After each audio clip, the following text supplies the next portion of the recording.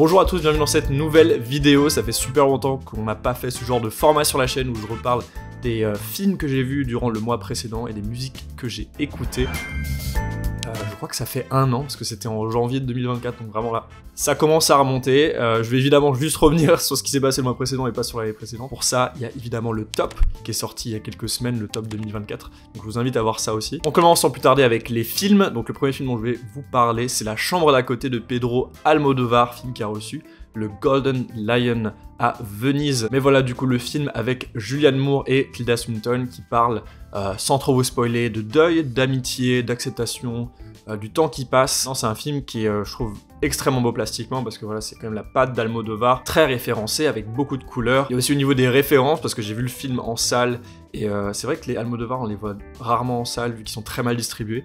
Mais le fait de le voir sur un immense écran et de choper tous les micro-détails, que ce soit par exemple des accessoires, que ce soit des peintures accrochées sur le mur, ça rend tout ultra cohérent parce que j'ai pu choper quelques petites références, des trucs que je connaissais, j'étais en mode ah putain ça veut dire ça par rapport à l'histoire et tout. Mais sinon c'est un film très beau, magnifique et je vous le recommande fortement, je sais pas s'il est encore en salle. Le deuxième film c'est Un Parfait Inconnu ou A Complete Unknown de James Mangold, du coup le film sur Bob Dylan. J'ai pas compris pourquoi ils l'ont traduit parce que c'est quand même les paroles d'une chanson de Bob Dylan, je trouve ça un peu bizarre. Mais voilà un film que j'attendais mais pas tant que ça. Je sais qu'on s'est vachement fait marteler sur les réseaux sociaux avec toute la com du film, que ce soit Timothée Chalamet sur les plateaux de télé, les interviews, son live Instagram, j'y pense tous les jours, c'est trop bizarre. Si vous avez pas vu le live Instagram de Timothée Chalamet, il y a sa rediff sur son compte Instagram, c'est n'importe quoi, il y a tout un truc derrière, seconde lecture, c'est abusé. Et même là, j'ai vu récemment, il avait fait un live SNL où il avait repris des chansons de Bob Dylan qui n'étaient pas dans le film. Et j'ai trouvé ça ultra impressionnant. Ça aussi, c'est un point fort du film, c'est le travail qu'a fait Timothée Chalamet pour son rôle. C'est investi pendant, je crois, 4-5 ans. Il a étudié Bob Dylan, je pense qu'il n'est pas allé chez lui, mais il a étudié, je pense, des vidéos, il a peut-être parlé avec des proches et tout. C'est ultra impressionnant, sa performance est très très bonne, il chante extrêmement bien. Le film en lui-même, ça reste vraiment un biopic très classique de l'ascension de ce personnage qui démarre de rien. Petit bonheur, la chance, American Dream, et puis à un moment, tout commence à s'écrouler, et puis à un moment, ça remonte. Et il y a aussi ce truc qui me saoule à chaque fois dans ces biopics, quand ça démarre quelques notes de musique que tu connais, genre Like a Rolling Stone, et là t'es en mode ah oui bon ok et puis tu sais ça commence et enfin juste ils essayent juste de te choper ton attention en mode hey, tu connais cette chanson, elle est trop bien et tout. Et il y a aussi Johnny Cash dans le film qu'il avait déjà fait un biopic sur Johnny Cash, c'est très très cool celui-là. Film suivant c'est Je suis toujours là ou I'm Still Here de Walter Salles, immense réalisateur brésilien. Et ouais, celui-là j'attendais énormément parce que je crois qu'il a reçu des prix, il y a une grosse hype parce que le film est sorti en novembre au Brésil, du coup il y a eu le temps de le digérer par rapport aux reviews, tout ça. Ouais, j'attendais énormément, c'est un film magnifique tiré d'une histoire vraie. Sur une famille au Brésil, ça se passe pendant les années 70, lors de la dictature. On suit une famille dont le père de famille est un homme politique qui du coup n'est plus en activité et qui un jour va se faire enlever et sa femme va tout faire pour le retrouver pendant des années. Et voilà, c'est assez beau, très touchant, c'est une histoire de famille, ça parle de plein de sujets différents, et aussi Fernanda Torres qui est l'actrice principale du film, qui joue extrêmement bien, qui aura sûrement son Oscar, je l'espère, même si Demi Moore est en face, attention faites gaffe. Le film suivant c'est Sing Sing de Greg Cuedar, qui est sorti ce mercredi avec Colman Domingo. Alors celui-là pour être honnête je pense que c'est ouais, le meilleur film que j'ai vu ce mois-ci de très loin. J'ai rarement autant pleuré, ça fait longtemps que j'ai plus pleuré devant un film et celui-là ouais, de chaudes larmes ont coulé, c'était très très beau. C'est tiré d'une histoire vraie là aussi, d'un groupe de théâtre dans une prison. C'est juste ça en fait, c'est juste eux qui essaient de construire leur pièce de théâtre de fin d'année. C'est ces rencontres entre justement ce groupe qui est déjà établi et un nouveau venu dans la troupe qui lui est un gangster, c'est vraiment l'archétype du gangster.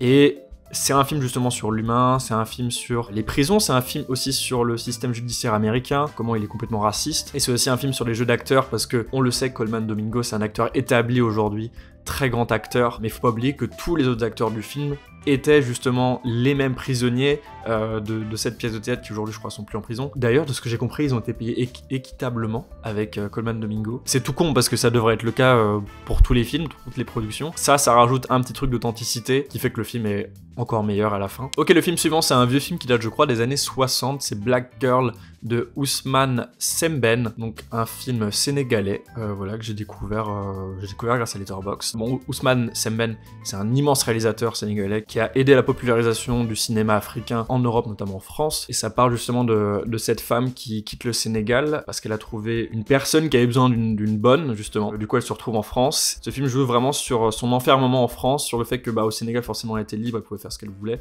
Et arrivée en France, elle est piégée dans l'appartement où tout ce qu'elle voulait, c'est de s'occuper des enfants. Et là, elle se retrouve à faire les tâches ménagères. C'est vraiment le film avec du recul, on se rend compte qu'on était à cette époque-là dans l'histoire, et enfin, c'est assez perturbant de voir ça aujourd'hui, de se dire aussi que ça n'a pas tant changé que ça dans certaines parties de la France, que y a toujours des résidus de colonialisme français en Afrique. Le film suivant, c'est aussi un film qui n'est pas sorti cette année, c'est Poetry de Lee Chang-dong. J'adore ce réalisateur, il avait fait Burning que j'avais adoré, il avait fait Oasis que j'avais adoré. On suit cette grand-mère qui va chez le médecin et ce médecin lui dit qu'elle a la maladie d'Alzheimer, et ça change complètement tout dans sa vie jusqu'à ce qu'autre chose d'encore plus grave arrive. Là, je vais pas vous spoiler parce que ça m'a un peu perturbé quand ce moment est arrivé. Vraiment, c'est deux choses qu'elle doit gérer dans sa vie, alors que elle doit aussi gérer sa propre vie, de travailler, elle doit subvenir à ses besoins et aux besoins de son petit-fils. C'est très très beau, c'est un film magnifique, c'est contemplatif comme souvent chez Lee Chang-dong. Voilà, je vous recommande Poetry. Le film suivant, je l'ai vu en avant-première, je voulais quand même vous en parler, déjà pour vous donner envie de le voir le mois prochain. C'est A Real Pain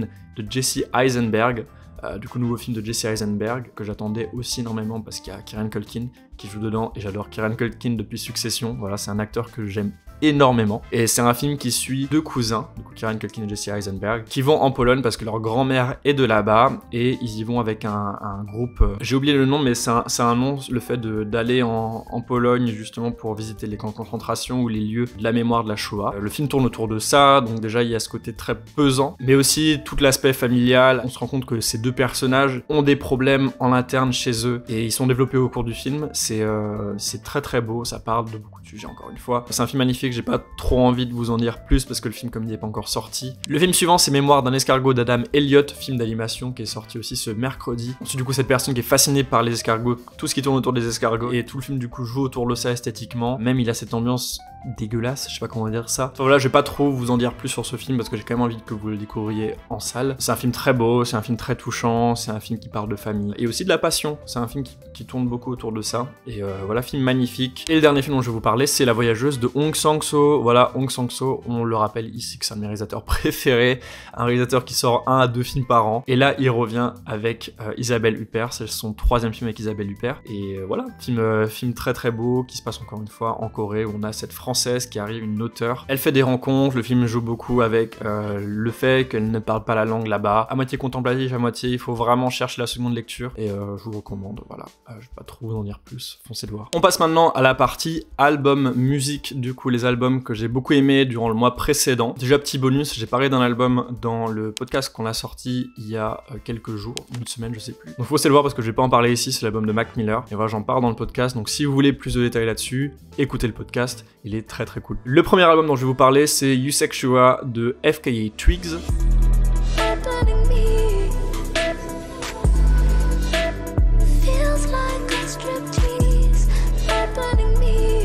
Donc FKA Twigs, qui est une icône de l'art pop, qui explore toujours ce genre de manière électronique à la manière de Björk. C'est pour ça que je l'aime aussi énormément, parce qu'elle m'a fait beaucoup penser à Björk. Là c'est un album qu'on attendait énormément, parce que Yusexuwa, le single était sorti il y a quelques mois, il m'avait beaucoup marqué, je trouve que c'était un son incroyable. Et après chaque single qui soit arrivé, m'ont aussi donné encore plus de hype pour l'album. Chaque son est plus impressionnant et plus différent l'un que l'autre. C'est incroyable. Pour moi, c'est déjà un des meilleurs albums de l'année de très loin. Il y a juste un son qui lui aussi a beaucoup marqué, étonnamment, même si c'est le moins bien de l'album. C'est un son qu'elle a fait avec Northwest, la fille de Kanye West. C'était très bizarre, où du coup Northwest elle est en train de rapper en japonais. Je sais pas quoi en penser de ce son. Pour moi, je le skipperai à chaque fois quand j'écouterai l'album. Ensuite, on va parler de Asian Glow et son album, c'est compliqué, c'est 111000011.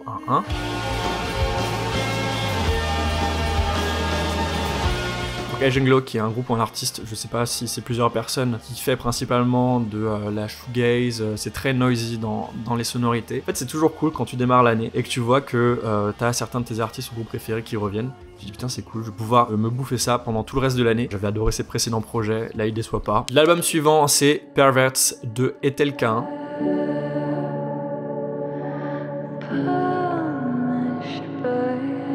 Donc, je sais plus si on dit Etelka ou Etelkane, mais voilà, c'est une artiste, elle aussi, que je suis depuis pas mal d'années. Voilà, et c'est aussi un album, je sais pas si on peut qualifier d'album parce que c'est très court, il y a beaucoup de sons très longs, c'est beaucoup d'ambiance. Là aussi c'est un truc où elle a beaucoup surpris, c'est que là où d'habitude elle était plus sur du rock alternatif, inspiration de shoegaze, plein de genres qui se mélangeaient, là elle a rajouté du drone, des sons instrumentales, ça se dit instrumental, où ça joue beaucoup avec la réverbération des guitares, et c'est des sons qui font 10 dizaines de minutes, c'est très long. Malgré tout j'ai beaucoup aimé le projet, le titre aussi, je crois que c'est Perverts, qui à un moment change complètement de dimension à la moitié de la chanson, c'est magnifique, c'est un très très bel album. Voilà, c'est tout pour cette vidéo, j'espère que ça vous a plu, dites-moi évidemment en commentaire si vous avez des recommandations à me faire ou à faire aux autres, voilà, en commentaire.